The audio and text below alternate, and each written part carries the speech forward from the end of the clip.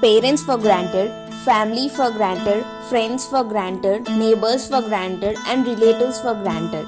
Think for a moment how many of y'all catch up with your friends every day or give a check on how are they doing, spend time with your parents or family or care your grandparents or keep up with your neighbors daily. Knowingly or unknowingly we take people for granted. We will remember Varma uncle who was once your neighbor 10 years ago, and you will remember Kamala auntie's brother's cousin's daughter. You will remember your childhood friend who is now doing well in life and living abroad. You will remember your other section friend who is a doctor now only if you have some work with them, or else why would you bother their existence? Having good network is okay, but taking people for granted is not okay. Having more friends is okay, but remembering them only for your own selfish works is not okay. Having priorities is okay, but choosing people as priority depending upon your needs is not okay. In this busy world, we all keep running to meet the never-ending and never-satisfying demands, and we forget to give our time for others.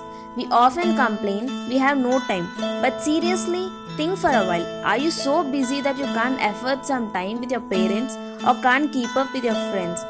We complain we have no time, but then still we have time to binge a show, we have time to scroll our phone, we have time to go to trip, but still you have no time for others. You need not need to give some expensive gifts, or you need not need to skip your schedule for others. Just texting to a person, "How are you doing?" may not make you any difference, but it makes a huge impact for the other. Instead of texting, you can even make a call. It makes a relationship even more healthier. In this digital era, with the advent of technology, we can face call a person who is living some miles far away just with a single click, convey our message within seconds with a single click, send gifts from anywhere to somewhere within days with a single click. Going back to the good old days, it would take days and days to convey messages through letters or to communicate, but then people would live up with no expectations and are less selfish. Now, we have become so selfish that we expect something in return from others in every relationship. Relationships lasting for 60 years is in olden days.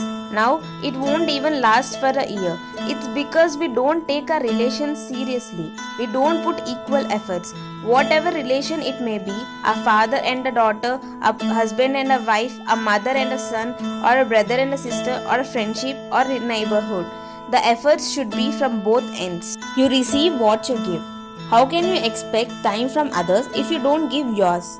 Respect others' time, respect others' choices, and respect other people. But don't ever take others for granted.